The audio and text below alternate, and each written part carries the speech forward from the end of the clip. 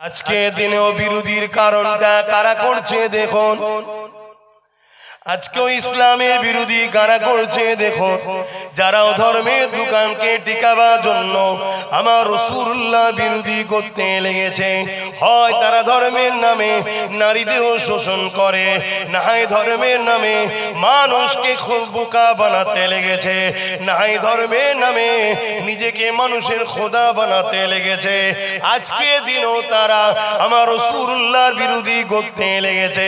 সেই দিন আবু জেহেল বিরোধী ছিল কেন? আবু জেহেল মানুষের খোদা সেজে বসেছিল। আবু জেহেল মানুষের উপরে জুলুম অত্যাচার করত। আবু জেহেল নারীদের ঘরে ভোগের পাত্রী বানিয়ে দিয়েছিল। আবু জেহেল সমাজের মানুষকে অন্ধকারের দিকে নিয়ে চলে গিয়েছিল, জাহিলিয়াত পুনের দিকে নিয়ে চলে গিয়েছিল। নারী হলে জেন্তু পুঁতে দিত। সমাজের মধ্যে ইনসাফ ছিল না, ইনসানিয়াত ছিল না, মানবতা ছিল না, প্রেম ছিল না, ভালোবাসা ছিল না। আজকে দিনও যারা সমাজকে ধ্বংসের দিকে নিয়ে যাচ্ছে, যারা খুনের পক্ষে, অত্যাচারের পক্ষে, সন্ত্রাসীর পক্ষে, জুলুমের পক্ষে, গরিব মানুষগুলোকে কৃতদাস দাসী বানাতে চায়, মানুষের পেটিগুলোকে নিজের ভোগের পাত্রী বানাতে চায়, যারা মা বাপকে বৃদ্ধাশ্রমে রাখা পছন্দ করে, তারাই দেখুন আজকের দিনে আমার নবীর দিনের বিরোধী করছে, তারা আমার রাসূলুল্লাহর বিরোধী করছে। সেদিন আবু জেহেল নবীকে মিটাতে চেয়েছিল, আজকে দিনে আবু জেহেলের চেলারা আমার নবীর দিনকে মিটাতে চাইছে।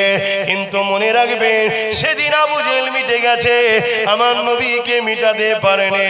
আজকে যারা নবীর দিনকে মিটাতে চাইছে, আল্লাহ তাদেরকে মিটিয়ে দেবে, আমার নবীর দিন কখনো মিটবে না।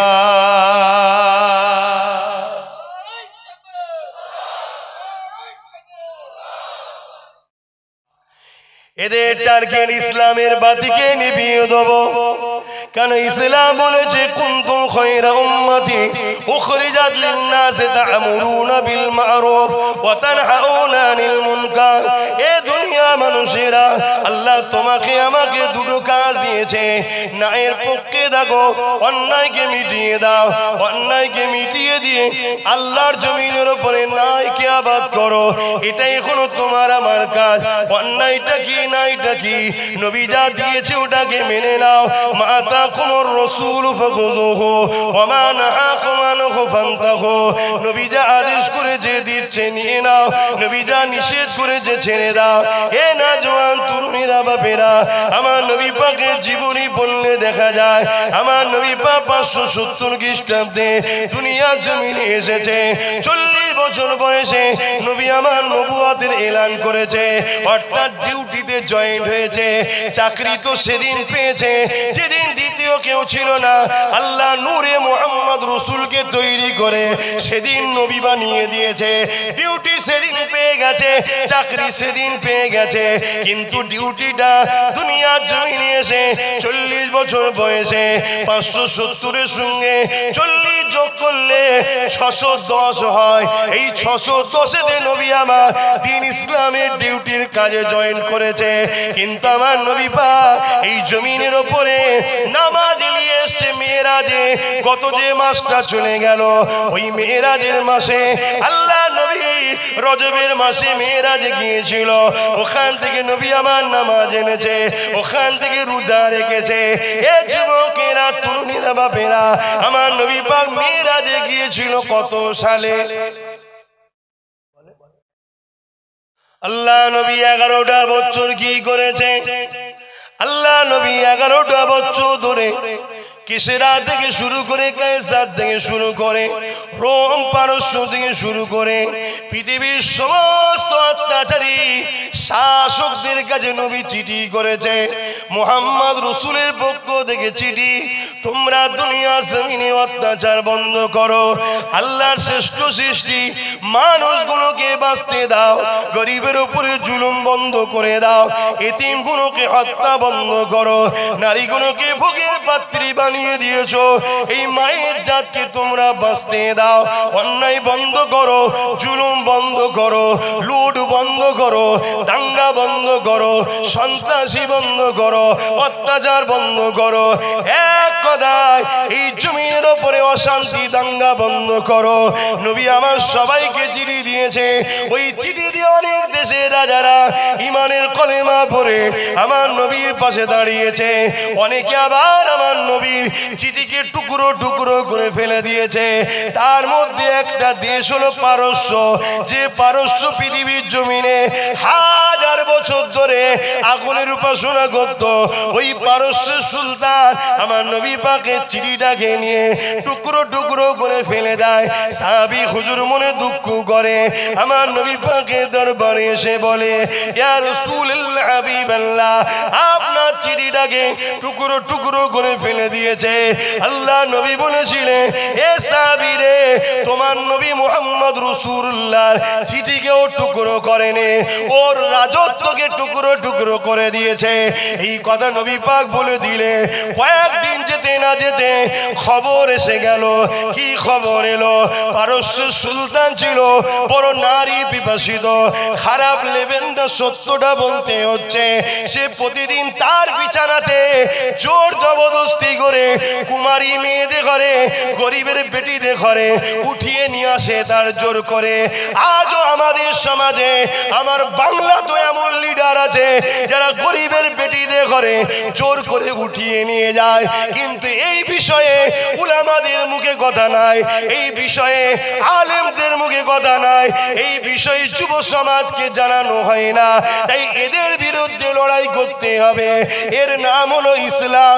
এই জন্যই চরিত্রহীন নেতারা, তারা কখনো চায় না ইসলাম সমাজের বুকে প্রতিষ্ঠিত হও, ইসলামকে মানুষ অ্যাকসেপ্ট করো, ইসলামকে মানুষ পছন্দ করো। কারণ ইসলাম যদি থাকে তাহলে আমার মতো চরিত্রহীন লিডার, এই নারীদের দেহ শোষণ বন্ধ হয়ে যাবে। এ যুবকেরা, ওই পারস্যের শাসক যিনি ছিলেন তার চরিত্র বড় খারাপ ছিল। তার একটা পুত্র সন্তান ছিল, সেও বড় বাপের মতো চরিত্রহীন। বাপ কা বেটা সিপাহী কা ঘোড়া, কুছ না হতো থোড়া থোড়া। এই তো নাকি দেখেন না, ঘেমে যাচ্ছে, ঠান্ডা গরম হচ্ছে, যেই শরীরটা খারাপ। এটা বন্ধ করতে গিয়ে আল্লাহ নবীর বিরুদ্ধে জালিমরা লড়াই পর্যন্ত করেছে। নবী পাক এর কথা বলে, মানুষকে সত্যের দিকে ডাকে। আমার নবী পাকের দিকে একে একে মানুষ আসতে লেগেছে। এটা দেখে জালিমরা আমার নবী পাককে খতম পর্যন্ত করার চেষ্টা করেছে।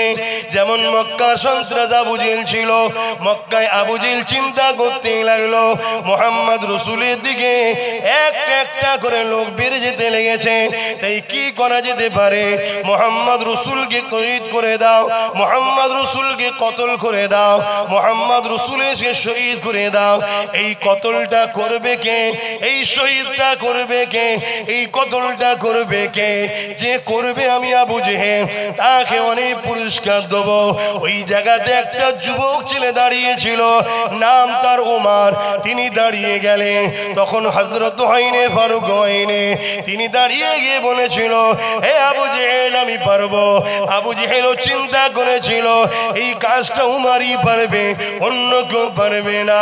কারণ আমার নবী পাকের বিরুদ্ধে লাগার সাহস কারো ছিল না। এই যুবকেরা, তরুণেরা, উমার দায়িত্বটা নিয়ে নিল। দায়িত্ব নিয়ে যাবার সময় আবু জেহেলকে বলতে লেগেছে, এ আবু জেহেল, আমি খাত্তাবের বেটা উমার, আমাকে তুমি খুব ভালোভাবে চেনো। আমি যাচ্ছি, কাল সূর্য উঠবে, মুহাম্মদ রাসূল আর উঠবে না, তার ধর থেকে কল্লাকে আলাদা করে দেবো। নাউযুবিল্লাহ মিন জালিক।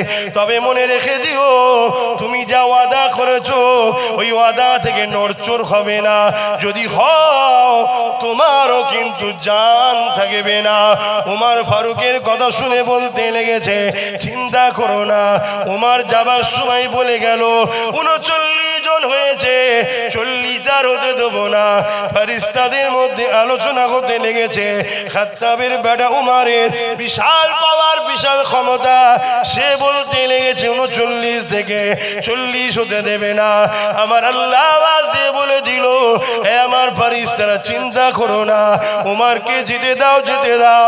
আমি আল্লাহ উমারকে 40 বানিয়ে দেব। আরো জোরে বলুন সুবহান।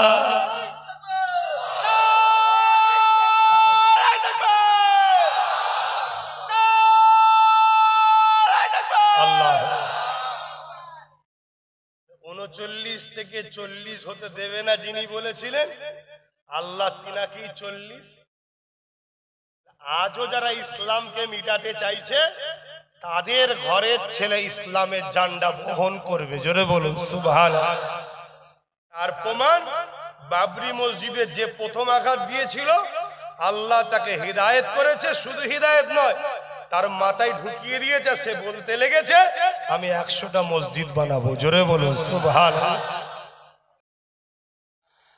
আল্লাহ নবী বললেন, আখিরি জামানায় উলামা দুই ধরনের হবে। আল উলামা ওয়ারাসাতুল আম্বিয়া, সবাই দাবি করবে আমি নবীর ওয়ারিস, কিন্তু উলামা দুই ধরনের হবে। একটা হলো খায়রুল উলামা, আর একটা হলো শাররুল উলামা। একটা হলো ভালো উলামা, আর একটা হলো খারাপ উলামা। ইলম দুজনই শিখবে, কোরআন দুজনই বলবে, হাদিস দুজনই পড়বে, বুখারী মুসলিম দুজনই শিখবে, কিন্তু একজন ইলম অর্জন করে আল্লাহ দ্বীনের জন্য, নবীর উম্মতকে আল্লাহ ও রাসূলের দিকে জোড়ার জন্য চেষ্টা করবে, নবীর সঙ্গে উম্মতের সম্পর্ক করার জন্য চেষ্টা করবে, নবীর পক্ষে কথা বলবে।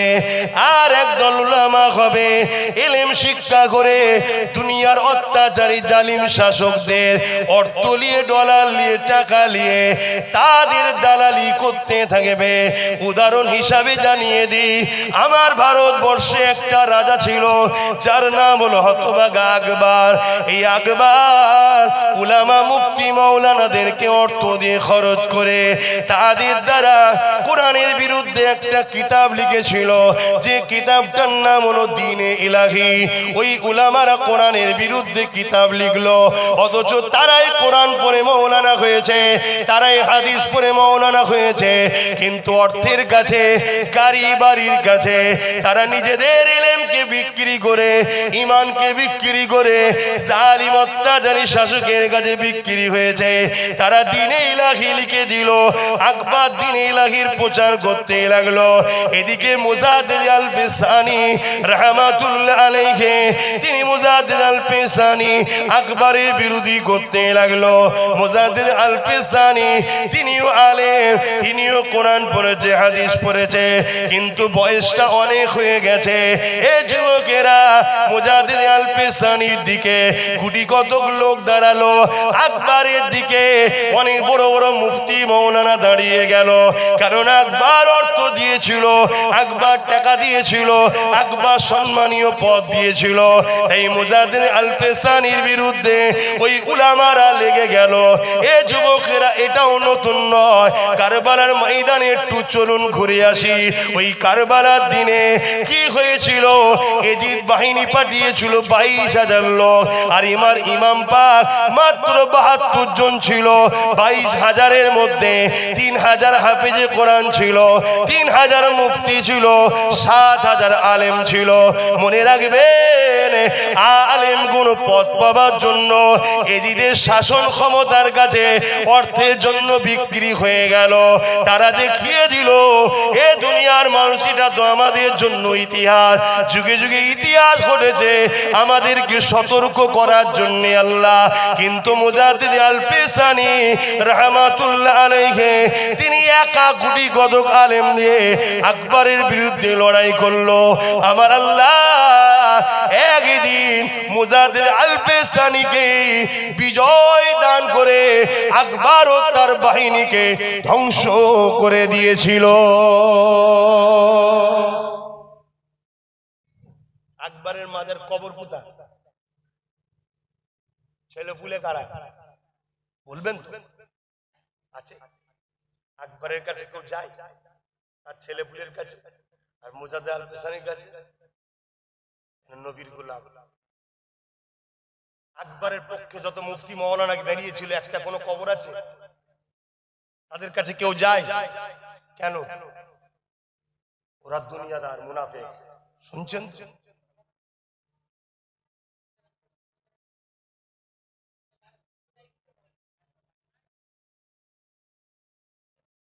শুনছেন তো নাকি? মহল্লার হক আদায় করতে। ভাই আমার আওয়াজ বুঝছেন তো? আজ আমরা বহুত কঠিন জায়গায় এসে গেছি। আজও যারা আমাদের বিরুদ্ধে লেগেছে, পাওয়ার তাদের হাতে, ম্যান পাওয়ার তাদের হাতে, মানি পাওয়ার তাদের হাতে, মাসুল পাওয়ার তাদের হাতে, অস্ত্র পাওয়ার তাদের হাতে। এই জায়গায় দাঁড়িয়ে থেকেও আমরা যদি বাঁচতে চাই, আমাদের তো কিছু পাওয়ার দরকার। একটা পাওয়ারই জিতা যায়, ওই পাওয়ারটার নাম হলো সিনার পাওয়ার, যেটা আল্লাহর ভয় আর নবীর প্রেম ও আদব দ্বারা হয়। জোরে বলুন সুবহানাল্লাহ। তাই বুঝাচ্ছি, আমাদের সবচেয়ে বড় আজকের দিনে যদি কেউ ক্ষতি করে, ওই ক্ষতিটা হলো, আমি আবার বলছি, খারাপ নেবেন না, ওই ক্ষতিটা হলো তথাকথিত উলামা, মুফতি, মাওলানা। হ্যাঁ, ইলম আছে, অস্বীকার করছি না। বড় বড় মুফতি, বড় বড় মাওলানা, বিরাট কিতাবের জ্ঞান আছে, অস্বীকার করছি না। কিন্তু তারা দুনিয়ার কাছে বিক্রি হয়ে গেছে। শুনছেন তো? এই তুই এতক্ষণ পরে এলি, আবার মোবাইল বার করতে হবে।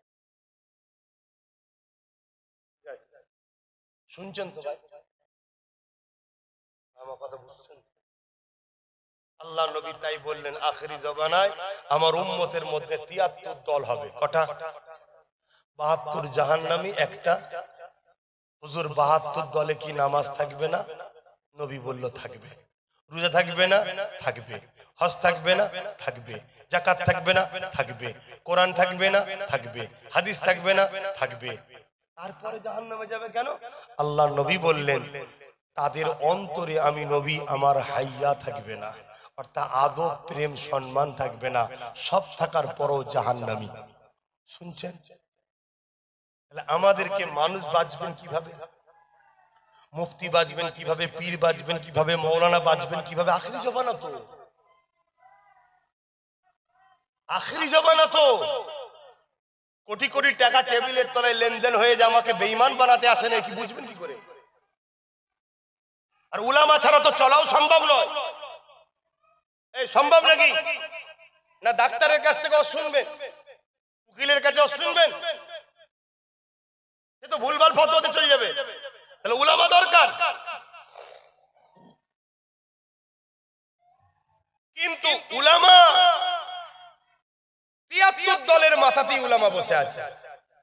সবাই বলছে আমি কোরআন হাদিস মানি, কিন্তু এরপরও নবী বলছে ৭২ জাহান্নামী। কি হবে? চিনবেনটা কি করে? ও নামাজ পড়ে, ও রোজা রাখে, ও মুফতি, ও বুখারী পড়ায়, ও তাফসীর পড়ায়, ও হাদিস পড়ায়, ও 10টা মাদ্রাসা করেছে, 50টা মসজিদ করেছে। এইগুলো দেখে চিনবেন নাকি? কথা বলছে না তো? এইগুলো যদি চিনতে যান ঠকতে হবে। কেন? যে ৭২ দলের উলামা আছে, তাদেরকে কোটি কোটি ডলার টাকা দেওয়া হচ্ছে মসজিদ বানাবার জন্য, মাদ্রাসা বানাবার জন্য। যেখানে ছোট মাদ্রাসা আছে, 3 তলা ভিআইপি মাদ্রাসা করে দাও মার্বেল দিয়ে। স্বাভাবিক আপনার বাচ্চাকে আপনি ওই ছিটে বেড়াতে পাঠাবেন না, মার্বেলেরটাই পাঠাবে। মার্বেলের মাদ্রাসায় নামাজ দেবে, রোজা দেবে, হজ দেবে, যাকাত দেবে, সব দেবে, শুধু দিল থেকে নবীর প্রেম ও আদব কাটবে। যার দিলে নবীর প্রেম ও আদব থাকবে না, তার দিলে সিনার পাওয়ার নাই। সিনার পাওয়ার যখন নাই, বোম ফেললে ফাটবে। আর সিনার পাওয়ার থাকলে 900 বছর আগে চলে গেছে বাগদাদের আব্দুল কাদের জিলানী বড় পীরের ওসিলায় বাগদাদে বোম ফাটেনি। জোরে বলুন সুবহানাল্লাহ। আরো জোরে বলেন।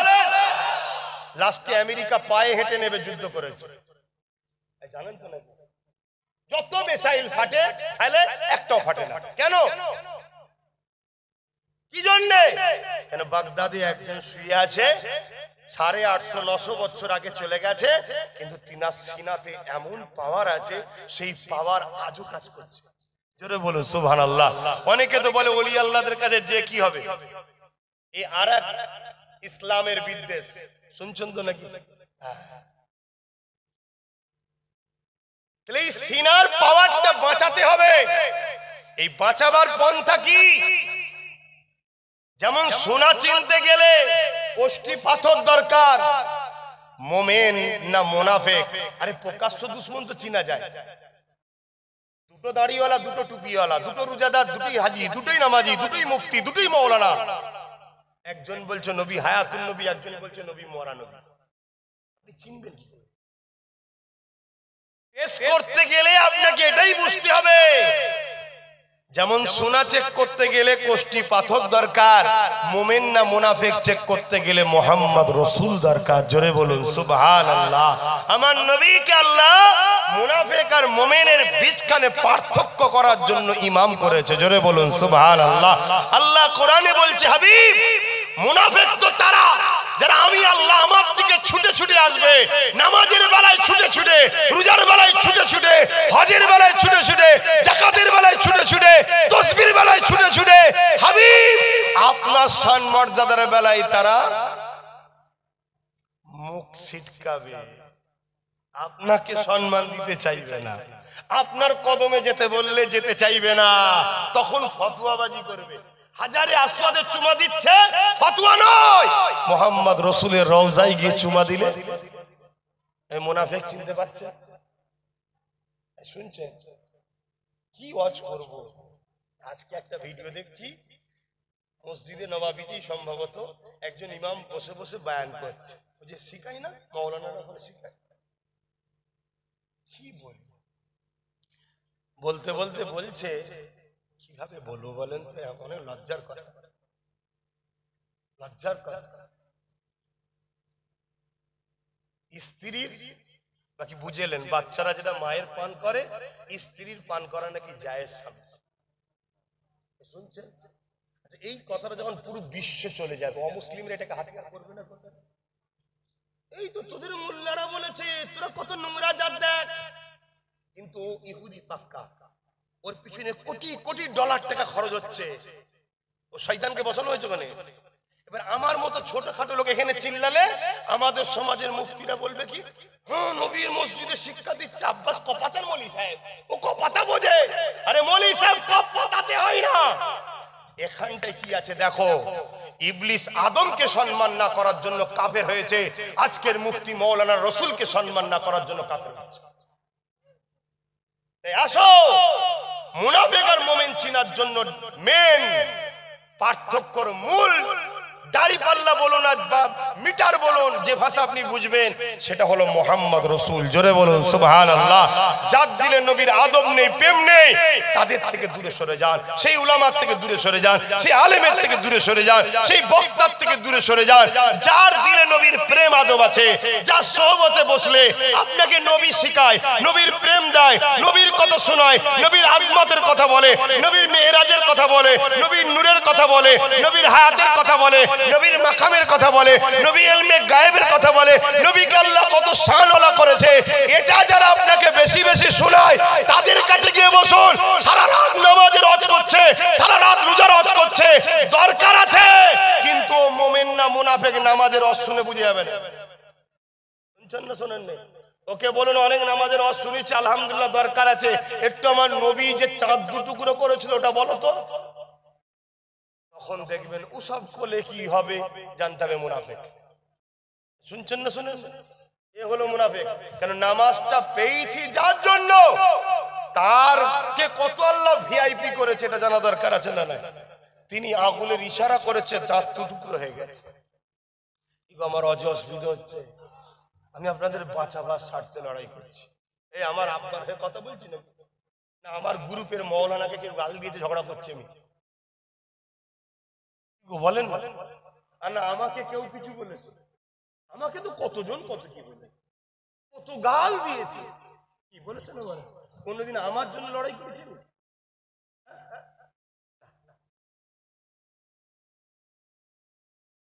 আমার উদ্দেশ্য থাকবে জিনার জন্য মেম্বার, তিনার জন্য কথা বলা। কথা বুঝে আসছে? তাহলে আমার রাসূল পাক সাল্লাল্লাহু আলাইহি সাল্লাম হলেন আমাদের মুমিন না মুনাফিক চিনার মাধ্যম। মনে থাকবে তো নাকি?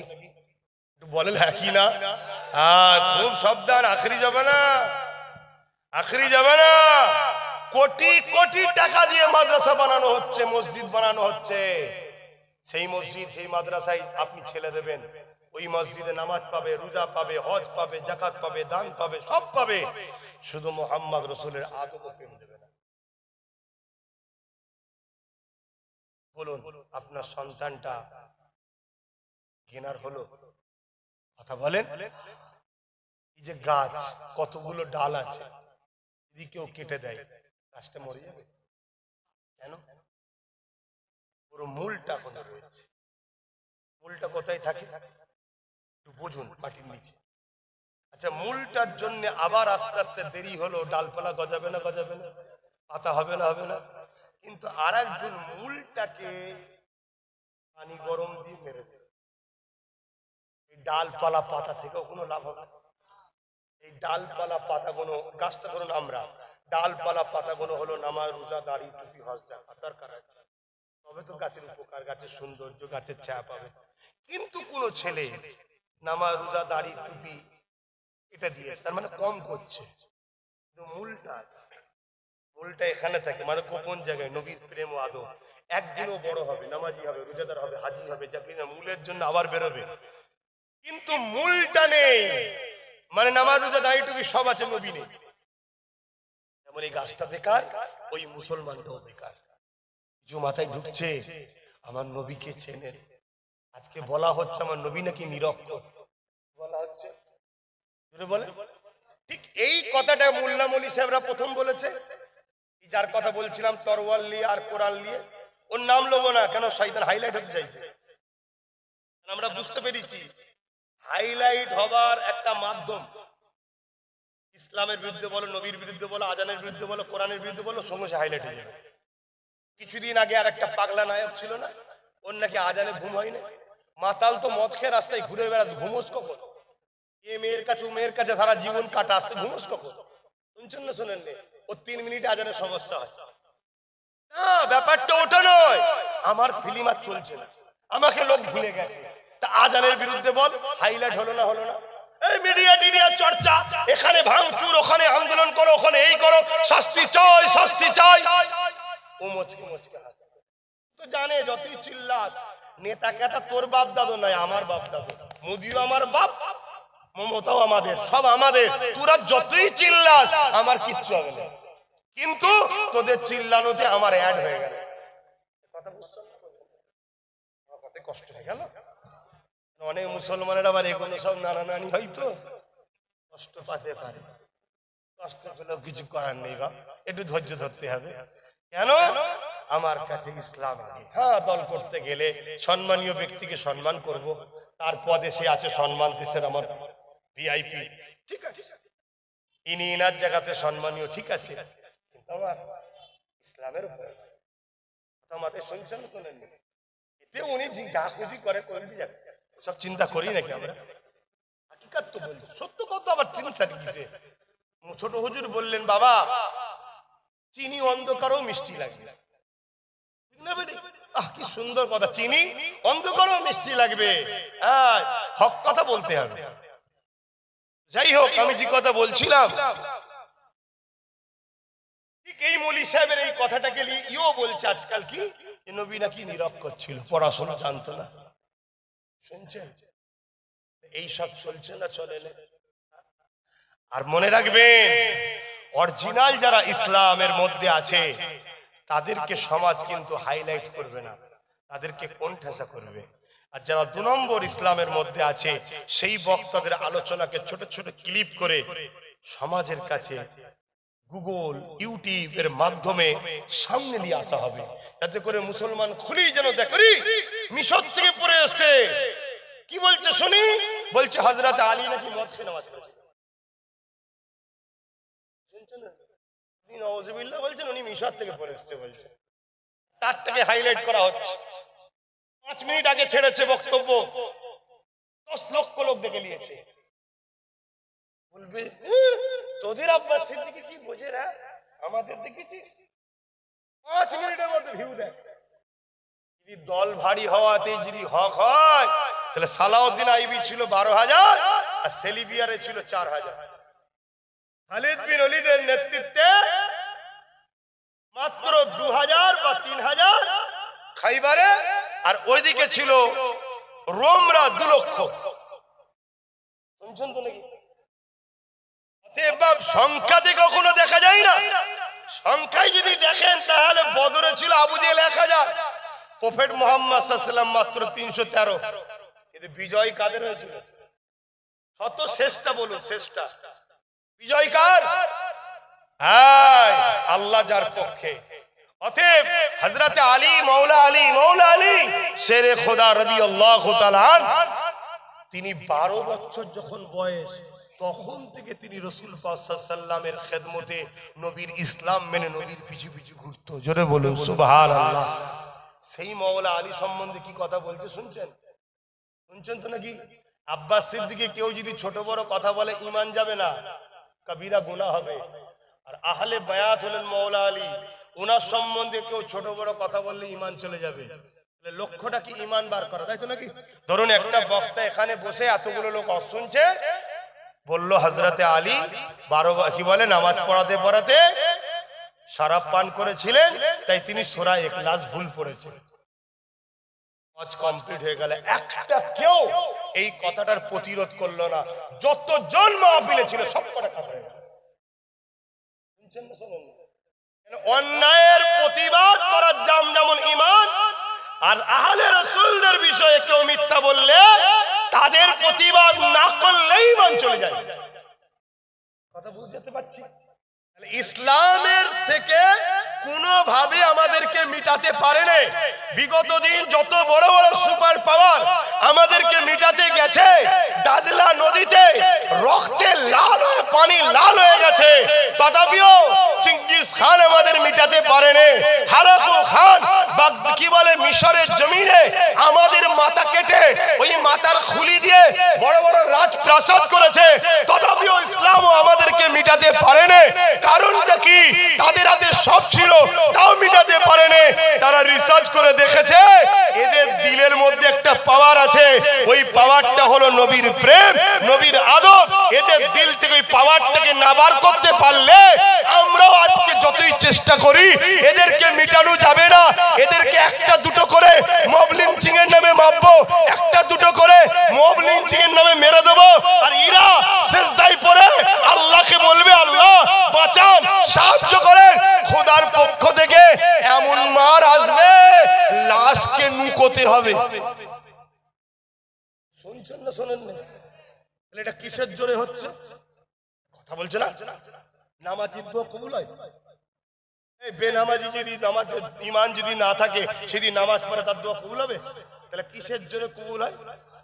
অর্থাৎ যে নবীর সঙ্গে প্রেম আছে। আল্লাহ কোরআনে বলেন কুল ইন কুনতুম তুহিব্বুনাল্লাহ ফাত্তাবিউনি ইউহিব্বুকুমুল্লাহ ওয়া ইয়াগফির লাকুম যুনুবাকুম আল্লাহু গফুরুর রহিম। বড় কাবলাম কুল, তার মানে বলেন, আপনি বলেন হুজুর কি বলবো?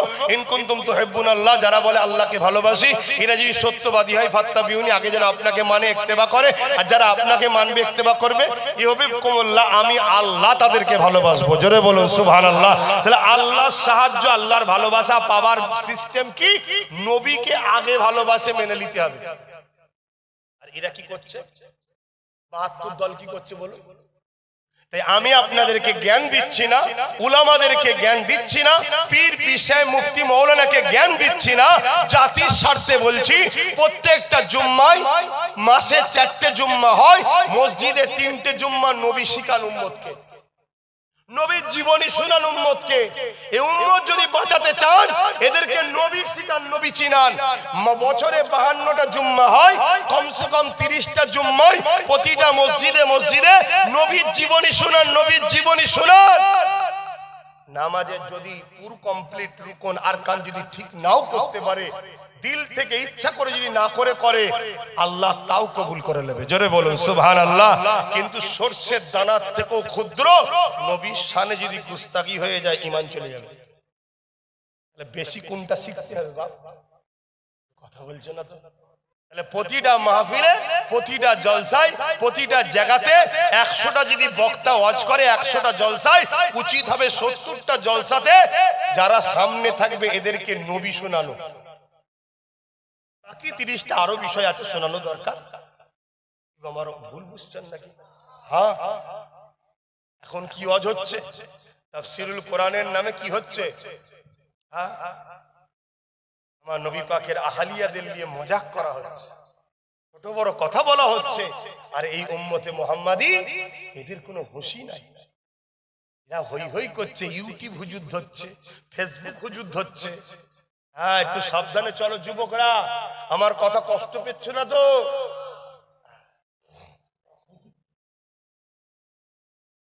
যাদের দিলে নবী আছে তাদের সঙ্গে থাকো, যাদের দিলে নবী নাই তাদের সঙ্গে থেকো না। ওয়াজের মাহফিলে যাবেন, উলামাদিওকে বলুন আমার নবী পাকের আলোচনা করুন। উলামারা যখন উম্মতকে শোনাবে আমার নবী পাক সাল্লাল্লাহু আলাইহি ওয়াসাল্লাম তিনার কথা শোনাতে লাগবে। এ যুবকেরা, তরুণেরা, বাপেরা, আমার নবী পাক সাল্লাল্লাহু আলাইহি ওয়াসাল্লাম কোন রাস্তা দিয়ে যখন যেত, ওই রাস্তার বালি কোনা, পাথর, গাছপালাগুলো আমার নবী পাককে সালাম দিত, আসসালাতু আসসালামু আলাইকা ইয়া রাসূলুল্লাহ, হাবিবাল্লাহ। এই উম্মত যখন এই কথাটা শুনবে, এই যুব সমাজের হৃদয়ে আমার নবীর প্রেম বাড়বে না কমবে?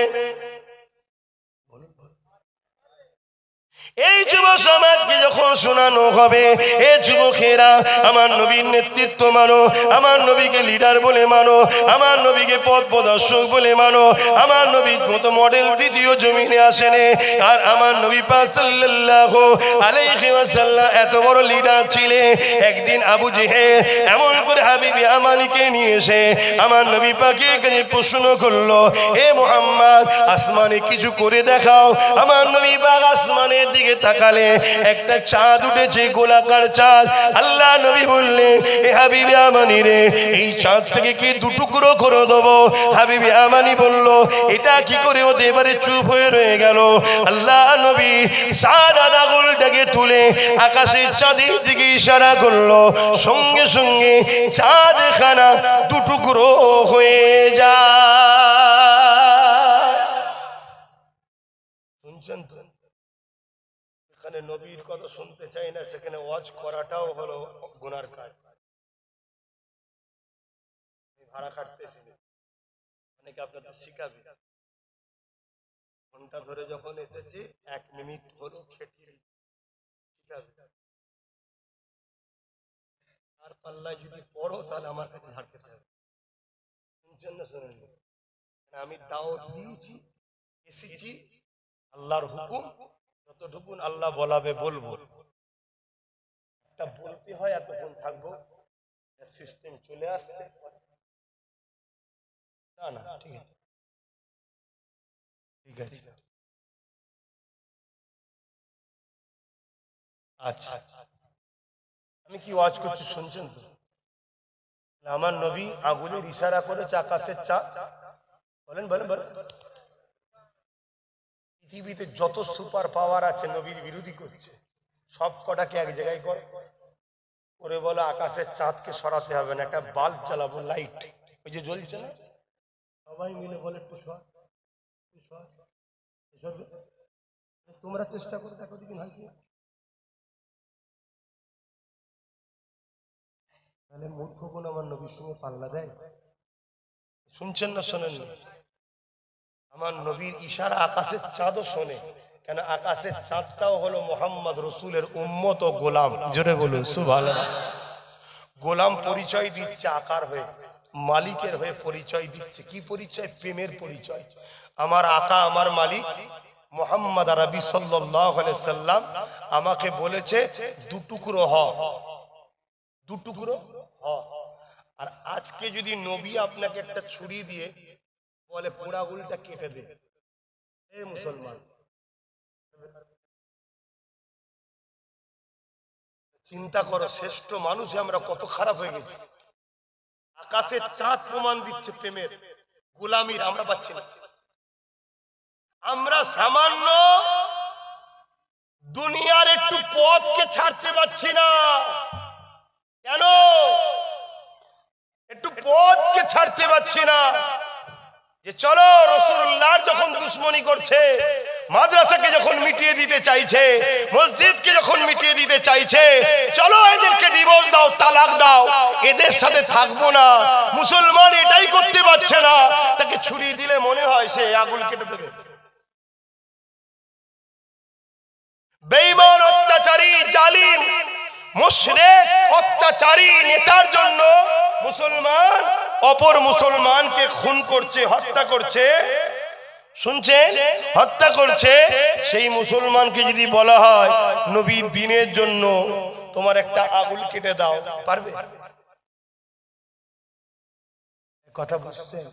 আমার বিশ্বাস আজকের দিনে যারা ঈমান আছে, আঙুল কেন প্রত্যেকে গলা কেটে দিতে পারবে। জোরে বলুন সুবহানাল্লাহ, আরো জোরে বলুন সুবহানাল্লাহ। হ্যাঁ, 100% পারবে। যদি না পারে তার মধ্যে ঈমান কিসের? শুনছেন না শুনেন?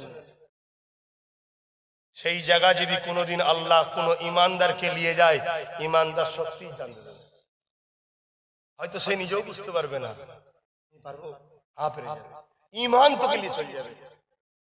ঈমান তো প্রেমের নাম, আদবের নাম। ঈমান ও প্রেম আদব তোকে নিয়ে চলে যাবে যে তুই জানতে যাবি হুজুরের জন্য। আর হুজুরের জন্য যে জানটা যাবে, জানটা বেরোবার আগে জান্নাত দেখানো হবে। জোরে বলুন সুবহানাল্লাহ। জানটা এমনিও যাবে, অমনিও যাবে। তো হুজুরের জন্য গেলে লাভ যখন, তার হুজুরের জন্য দেবে প্রতিজ্ঞা লাভ। শুনছেন না? আজ থেকে নিয়ত করলাম যে আল্লাহ আপনার হাবিবের জন্য এই জানকে কোরবান করে দিলাম। কোনোদিন যদি খরচ করতে হয় আমরা রাজি আছি। হয় আপনি 60 বছর পর এমনি এমনি হয়তো ইন্তেকাল করলেন, কিন্তু এই নিয়তটা পাক্কা থাকার জন্য আল্লাহ হুজুরের গোলাম হিসেবে হুজুরের কদমেই আপনাকে রাখবে। জোরে বলুন সুবহানাল্লাহ। কিছু বুঝতে পারলেন আমার কথা? নিয়ত করলি আল্লাহ খুশি হয়ে যায়। নিয়ত করলি, জানেন না, ওয়াজ শোনেন না? কেউ নিয়ত করেছিল জলসায় যাব, কোনো কারণে আসতে পারেন, আটকে গেছে। যেই নিয়ত করে অমনি ফেরেশতাকে বলে লিখে দে খাতায়। আল্লাহ পাপ করলে বলেন সময় দিদি তওবা করে মাফ করে দেবো। তা নিয়ত করে যখন করে না, তো আল্লাহ বলছেন ভালো নিয়ত তো করেছে, খারাপ তো করে না, লিখে দে। জোরে বলুন সুবহানাল্লাহ। আমরা কি নিয়ত করব না? আমাদের জান, আমাদের মাল, আমাদের পরিবার, আমাদের বাচ্চা, আমাদের সন্তান সবটাই আল্লাহ ও রসুলের জন্য কুরবান। কি নিয়ত করা দরকার আছে না নাই? হ্যাঁ, আমরা যদি সচ্চা নিয়ত করতে পারি, যারা আজকে লাফালাফি করছে সব অটোমেটিক ঠান্ডা হয়ে যাবে। একটা ইমানদার কত বড় পাওয়ার রাখে ইতিহাস তারা জানে। শুনছেন না? শুনছেন? ইমানদার একটা, তার কত বড় পাওয়ার তারা জানে। ইমানদারকে জঙ্গলের বাগরা পর্যন্ত চেনে। জোরে বলুন সুবহানাল্লাহ। একটু বলবে বিষয়? হ্যাঁ, আমার দাদা হুজুরের হাতে একজন হাত দিলেন, প্রতাপ চন্দ্র সেন নাম। কি নাম? দাদা হুজুর তাকে বললেন, বাবা আজ থেকে তোমার নাম আব্দুল মুমিন। কি নাম? আব্দুল মুমিন। হুজুর ইজাজত দিলেন, যাও সব মাজার ঘুরে আস। কেন যুবকদের একটু জানা দরকার দাদা হুজুর কে। এখন অনেক হুজুর বেরিয়ে পড়েছে। আব্বাস হুজুর, আব্বাস হুজুর তো হুজুর আবার বিরাট শখ আমার। এরকম কত হুজুর বেরিয়েছে, লাস্টে দাদা হুজুর ছেড়ে দিয়ে আমি হুজুরের পাল্লাই পরে ধ্বংস না হয়ে যায়। এই জন্য দাদা হুজুর চিনানো দরকার আছে যুবকগুলোকে। কি দরকার আছে না? হ্যাঁ, তবে তোরা বলবে ও আব্বাস সিদ্দিকী তোমায় মানি দাদা হুজুরের জন্য, তুমি দাদা হুজুরের না হলে আমি তোমার সাথেও নাই। ঠিক না বেটি? কেন আবু কি বলে এজিদ ধোকা দিয়েছিল মুসলমান, জানেন না? জানেন না? কারবালার মাঠে এজিদ ধোকা দিয়েছিল। কারবালার মাঠে তাবু করে আজান দিয়ে নামাজ পড়িয়েছে। সাধারণ মানুষগুলো বুঝতে পারেনি কার সাথে কাল নয়। শুনছেন না? শুনুন, ইমাম হোসেন হুজুরের তাবুতে আজান হচ্ছে, নামাজ হচ্ছে, এখানেও আজান হচ্ছে, নামাজ হচ্ছে। এজিদ বলেছিল আমিও তো নবী মানি, আমিও তো লা ইলাহা ইল্লাল্লাহ মুহাম্মদ রাসূলুল্লাহ। কিন্তু হতভাগা বেঈমান, তুই কলেমা পড়লি যেই নবীরা, সেই নবীর নামাজ আর গলায় ছুরি দিলি। শুনছেন না? শুনেন না? আজও কিছু মুরিদ বেরিয়েছে, দাদা হুজুর জিন্দাবাদ, পাঁচ হুজুর জিন্দাবাদ, আওলাদ হুজুর গাল দিচ্ছে। কি মুরিদ? ভালো লাগবে নাও, কারোর সঙ্গে কারো মতের মিল নাও কিনা বেটি? ইমাম হযরত মুজাদ্দিদ আল পেসানি বলছে, পীরের লাঠিকে পীর বলে মানতে হবে, তবে তুমি ফয়েজ পাবে, তবে তুমি কামেল মাকাম হবে। তোর ভালো লাগে না তুই যাস না, তা বলে পীরের লাঠি বলে লাঠি মেরে ফেলে দিবি? ইমাম মুজাদ্দিদ আল-পেসানি বলছে পীরের ছায়াতে পা দিয়ে যাবে না। শুনছেন? আমরা মানি, আমরা তো পীরের সামনে পাতুলে পাদুলাই, আর হুজুরও দেখছে বড় লোক পার্টি যা খুশি করছে করবে যাবে। ওই জন্য মুরিদও কিছু পাচ্ছে না। শুনছেন? শোনেন, পীরের উচিত এক ধমক দিয়া, বেয়াদব তুই আমার সন্তান, মুরিদ মানে কি সন্তান, বাপের সামনে পাদুলাই, চুপ করে পানে বিবসে। তাহলে কি হতো? মুরিদটা কিছু পেত, নবীর দিদারও পেয়ে যেত। জোরে বলুন সুবহানাল্লাহ।